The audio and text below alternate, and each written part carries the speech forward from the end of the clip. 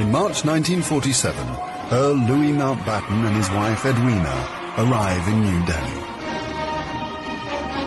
The great-grandson of Queen Victoria and second cousin to George VI, Mountbatten brings a regal presence to the drama of India's independence. As the last viceroy, he bears responsibility for India's fate. 2nd of April, 1947. I have now completed my first week in office. I should like to be able to paint an encouraging picture of my first impressions, but feel it would be misleading if I did so. The scene here is one of unrelieved gloom. At this early stage, I can see little common ground on which to build any agreed solution for the future of India. The only conclusion I have been able to come to is that unless I act quickly, I may well find the real beginnings of a civil war on my hands.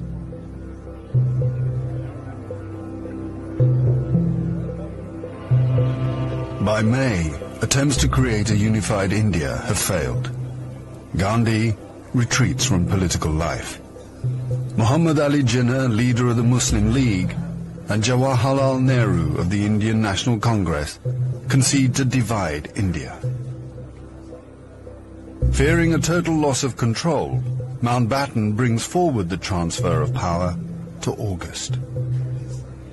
Two nations will be created by partition, a secular India and a new homeland for India's Muslims, Pakistan. Independence, Nehru addresses the people of India. Long years ago, we made a tryst with destiny, and now the time comes when we shall redeem our pledge.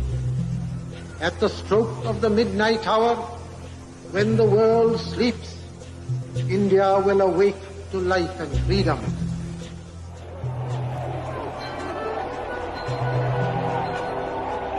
The 15th of August, 1947. The British Empire in India has come to an end. The last viceroy, Louis Mountbatten. The flag raising and the salute were done amid scenes of the most fantastic rejoicing. And as the flag broke, a brilliant rainbow appeared in the sky, which was taken by the crowd as a good omen.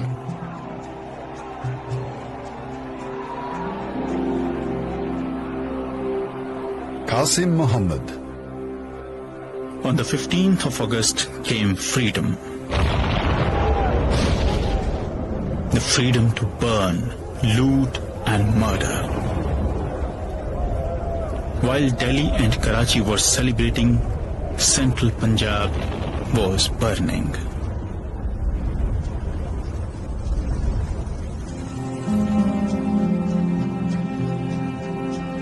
Between August 1947 and March 1948, 4.5 million Hindus and Sikhs are forced to migrate from Pakistan to India. 6 million Muslims must move in the opposite direction.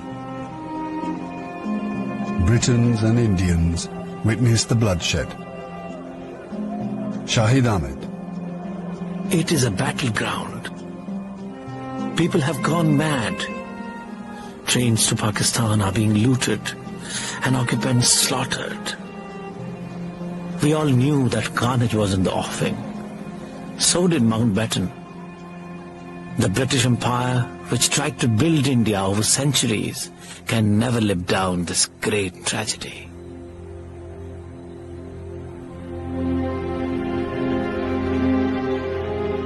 Lieutenant Colonel Hubert Boyd Hudson. The sight from the air was awe-inspiring. In this chaos, millions of refugees were struggling to get to India or Pakistan. Thousands of others were doing their best to prevent them, murdering them by the hundred.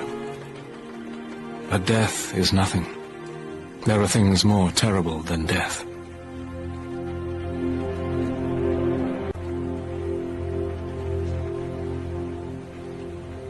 $10 million people are displaced in the partition of India.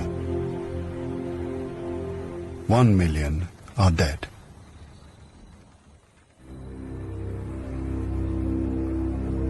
By the summer of 1948, most of the British have left. Hubert Boyd Hudson has been in India for 15 years. India is full of ghosts. Houses I have lived in, now inhabited by Indians, remind me of the days which will never come again. When the Viceroy